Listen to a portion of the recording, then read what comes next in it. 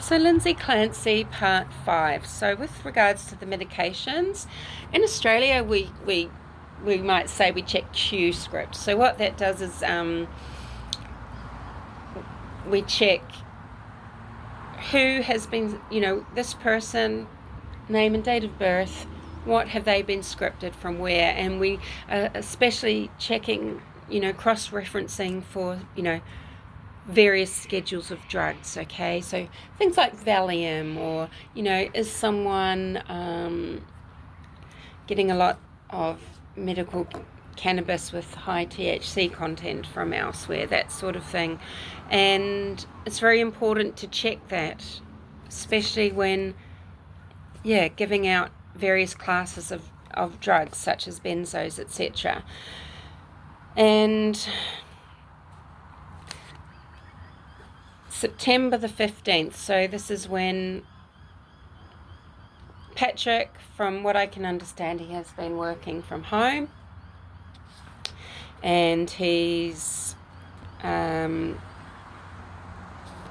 aware that Lindsay is struggling. So, and this is after the birth of Callum. So September the 15th, so Dr. Tufts, she puts Lindsay on Zoloft or sertraline, and she's tested for a score. She's the EPDS. She's a score of 23. She's in a severe state of postpartum depression. 25 milligrams is the start, and 50 milligrams made her worse. Now, Zoloft can give hallucinations. We're not sure if she had hallucinations at this point. I don't think she started the Zoloft straight away. She was really concerned about breastfeeding, because Callum was really little then, and she was probably desperate to keep breastfeeding. But by mid-October 2022, she starts the Zoloft, and it's increased from 25 up to 50 milligrams as directed. Apparently she has a reaction noted on October the 20th, where she's had no sleep for 48 hours, racing thoughts, worsening anxiety, she's crying all day, she's got mental fog, she just generally feels quote-unquote awful. So Dr. Tufts discontinues the Zoloft and prescribes Ativan plus Benadryl for sleep. November the 16th, she has an emergency room visit at South Shore for severe insomnia and for palpitations. So she's prescribed trazodone. I think that gets up to 150 milligrams prescribed, and it's not effective at that dose for sleep. She's still not sleeping. So November the 21st, Prozac is prescribed at 10 milligrams by nurse practitioner Paul. So nurse practitioners, you might think, can nurses prescribe? Yes, they can if they've got a certain, I think they have to have set some extra exams, some extra training, and I think they have to have been practicing for a minimum amount of years in the States. I think it might be 6 years or something. So that's her mother's work friend. I'm not sure if it was ethical or safe for someone close to the family to be seeing Lindsay. Did they check the PDMP or the electronic health record? Are people checking the NARCS care, which in the States, that's something set up separate to the state, is where you can check how drugs will interact with each other. Who knows? I don't know. But the reaction after 4 days was that Lindsay's insomnia had intensified, and it's the second antidepressant to cause this sort of activation, so it was discontinued. Now, this should have been a red flag for bipolar, two of the same drug not working, two of that class of drug. By November the 23rd, she reports feeling disconnected, out of it, spacey. I don't know if dissociated was something used right then, but November the 25th, 3 medications were prescribed at once by nurse practitioner Paul. So everything else is halted, and these are the 3 on at this time is Ambien, Remeron, and Klonopin. So the reaction after the Remeron specifically was dissociation, that the world felt unreal, distorted, distant. She couldn't tell what was real. She was disoriented, forgetful, and couldn't drive or be alone. Okay, that is really awful, really scary, and it's serious. This is serious. And November 28th, she's still struggling with sleep. She's disoriented, not connected to her body. She's got this hungover feeling all the time, and now she's scared that she's becoming addicted to the benzodiazepine, and that is not a very good addiction to have. It's very dangerous to be taking a lot of benzos, and it's dangerous to come off it, although it's actually the drug that will help you come off alcohol if that's the way you're doing it, and if you don't do the TSM method. So on November the 30th, finally, so nurse practitioner Jolota, first time seeing her, or this nurse, and this nurse considers bipolar because of what's explained to her. And obviously practitioners can only go by what they're told. They can only understand that you're homicidal if you tell them you're homicidal, okay? She prescribed Seroquel, and this should have been the right drug, But I think this was the inflection point for suicidal ideation. It should have actually helped her sleep if she was bipolar. So, intrusive thoughts began almost immediately, apparently. Auditory hallucinations, that she will never be the same, that she wants to die, but also feeling emotionless and feeling like a zombie. So, the end of November, just less than 2 months before the tragedy, before the murders, Patrick knows, her healthcare team knows, her mother knows that this is how she's feeling, and that she has had thoughts of wanting to die, and she's having panic attacks. She is frightened.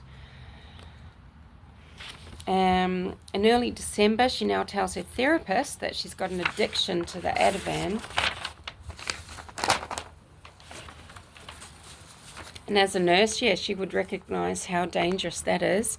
December 6th, Valium is added by Nurse Jolota, and the Seroquel dose is increased towards 400 milligrams a day, despite Patrick reporting Lindsay was 10,000 times worse since starting medication.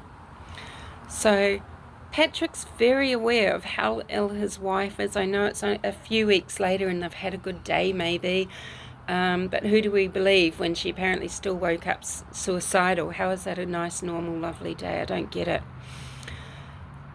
She's never going to be herself again. She has thoughts that she'll never be me, and then apparently thoughts of harming the kids. And she told her mum and Patrick this, okay? She told them early December. By mid-December, Dr. Tufts, the original doctor, prescribes Lamictal, and by January, I think she's an inpatient at the Harvard McLean Hospital by December 31st. I think she admits herself December 31st, and I think she's discharged 5 days later on January the 3rd. Or on that day, the doctor during this day, the doctor advises stopping the Seroquel and the benzodiazepine and prescribes trazodone for sleep. And on January the 5th, Dr. Goodhart from McLean over the phone suggests amitriptyline. I think she wanted to go home from the hospital because of Cora's birthday. She wanted to be home for Cora's 8th birthday. So Dr. Tufts, so we're bouncing back again to Dr. Tufts. What is this? Is it just the lack of availability of the continuous care? Is it Lindsay not wanting to go to the same doctor all the time or nurse because of... why? Okay, why? And are they checking the electronic health record? Are they checking, the scripting record? So she goes back to Dr. Tufts, January 9th, January 10th, thereabouts. Dr. Tufts switches her to Valium for a benzodiazepine taper, and 5 milligrams was filled as per her pharmacy records.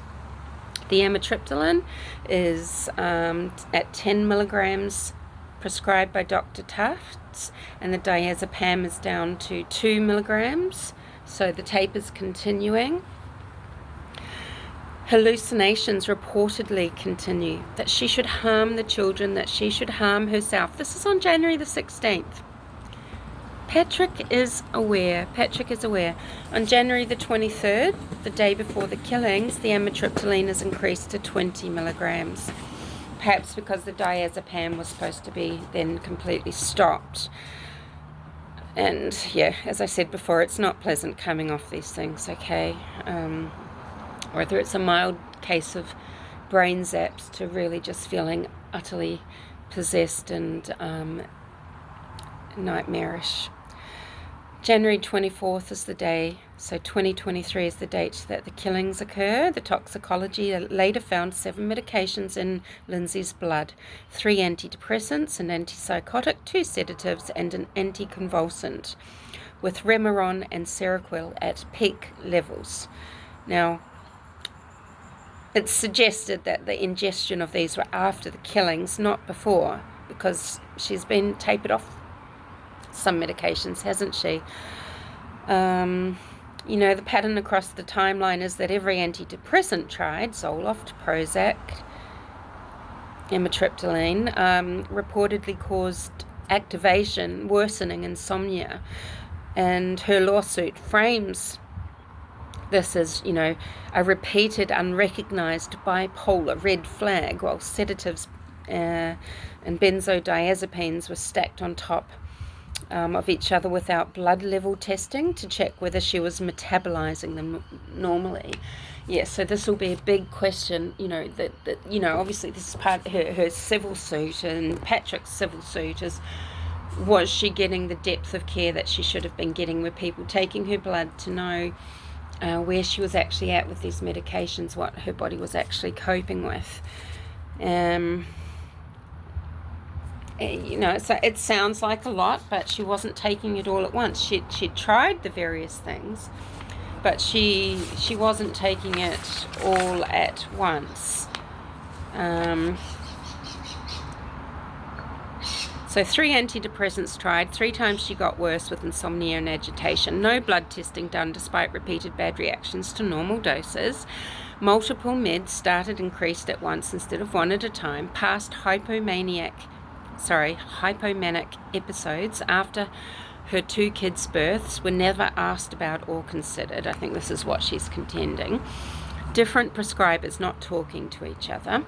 Husband said she was 10 times worse on the meds. Response was to increase the dose, not stop and reassess. Suicidal thoughts started right after specific new drug, Seroquel, should have triggered a red flag, not a dose increase. Appointments were only 17 minutes while she was visibly declining. She was discharged from McLean after 5 days, despite documented limited insight and judgment. And no one asked her what her intrusive thoughts actually were. It might have revealed the hallucinations sooner. Well, Lindsay and Patrick didn't reveal them, did they? They could have revealed them. In October, before she's, I nearly said conveniently starting on this track, or, soon after she starts on this track, she's saying that she resents the other children. She wants to feel the love and connection that she did with all of her kids. She's really suffering. Following the murders on February the 5th, from her phone, she called and left a message, a voicemail message for Patrick on his phone from her lawyer's phone, that she loved him.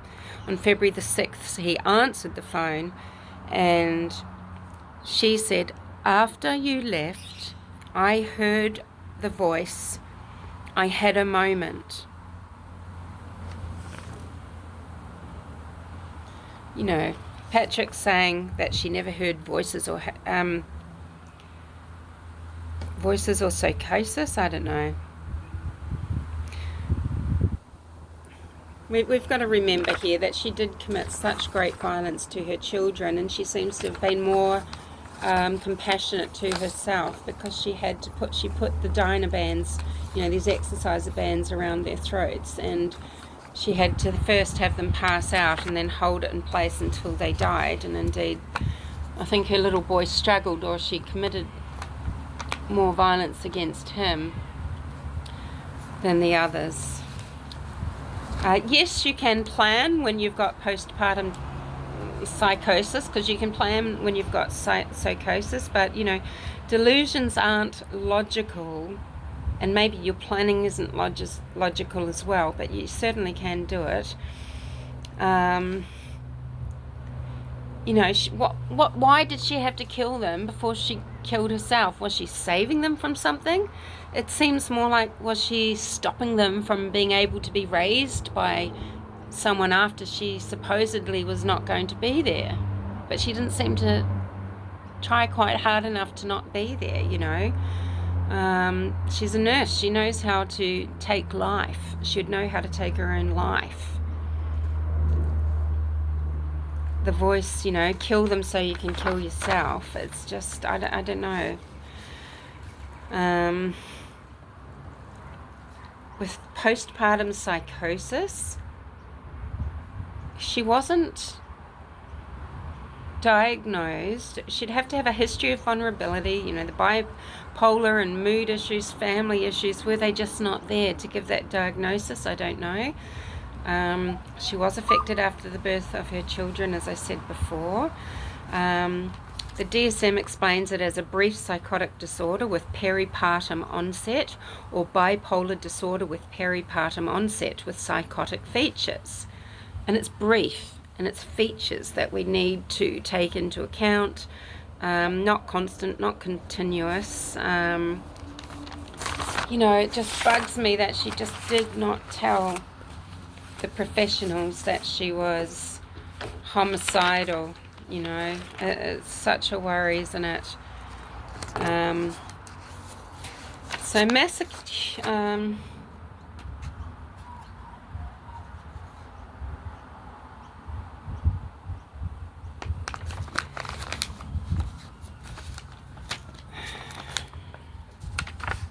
Sorry. Talk amongst yourselves, haha. Yeah, they want to now, you know, they want to exclude a lot of witnesses. And I mean, you got to decide, are they experts, are they colleagues, and who would actually know fact from just being someone with a point of view.